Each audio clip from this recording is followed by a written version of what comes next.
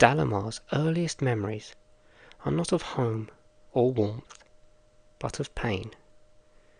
Not of family or name, but of blood and darkness. He does not remember who he was before the pit, his childhood, his people, or even the name he was born with. All erased. He was cast into a hole as a young man, barely clinging to life, half naked, half dead, and wholly forgotten.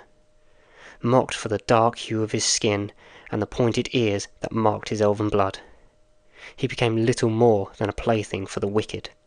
For decades, perhaps centuries, he was passed from captor to captor, beaten, stabbed, humiliated for amusement. But he was not alone in that wretched place. A gully dwarf named Unzon became his lifeline. The two kept each other breathing through whispered words and shared silence. They were brothers in agony. For nearly 200 years they endured until one day Unzon succumbed, his broken body giving out. Alone once more, Dalamar was swallowed by the void, abandoned in the dark as his captors travelled through Rankinus and Tyria. It was in this forsaken solitude that the change began. His eyes shifted. He began to see the world not as it was, but as it truly is. Humans and dwarves appeared to him as hollow corpses, aging, dying before his eyes.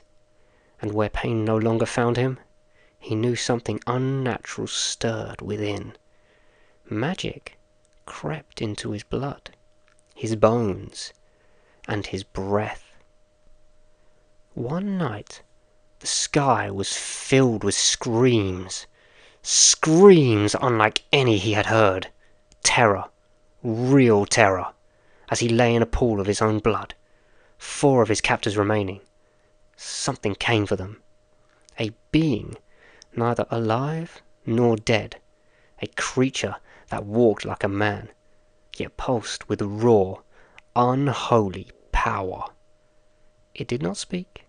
It simply stared down at Dalamar, then vanished into the night, leaving behind a scene of carnage. He awoke days later, amidst the silence.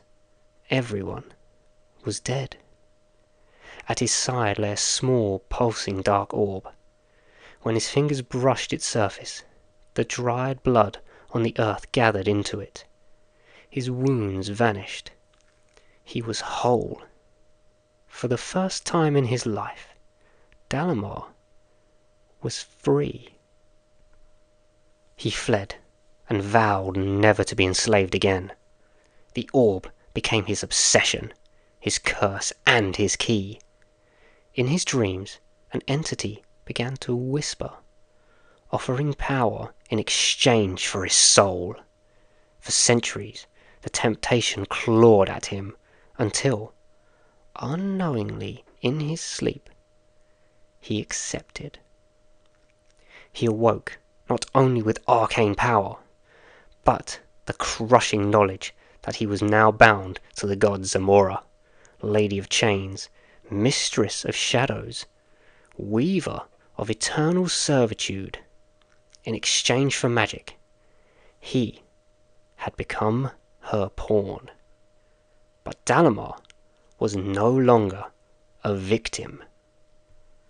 Over the next 3 decades, he forged a path of cunning, sorcery, and cold ambition.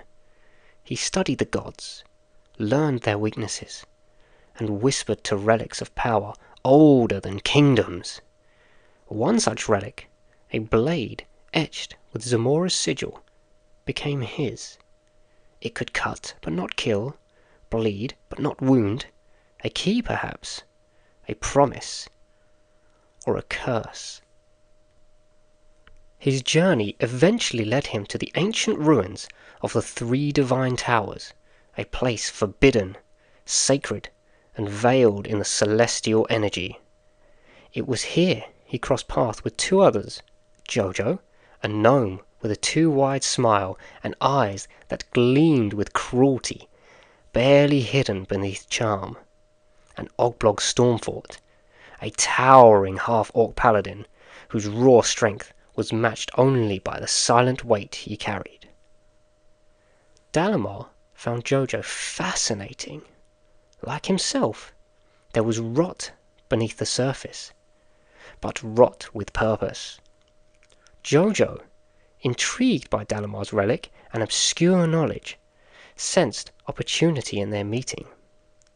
Ogblog, suspicious at first, sensed fate's hand in their convergence. Over fireside talks and shared theories of gods and power, a strange camaraderie formed. But fate has a way of punishing trespassers. The three were arrested soon after, accused of violating the sacred grounds of the towers. What began as a meeting of the minds now turned to shackled wrists and a road to somewhere darker. And so, Dalamar's path entwined with theirs, not by trust, nor by friendship, but by necessity, ambition, and the promise of what comes next.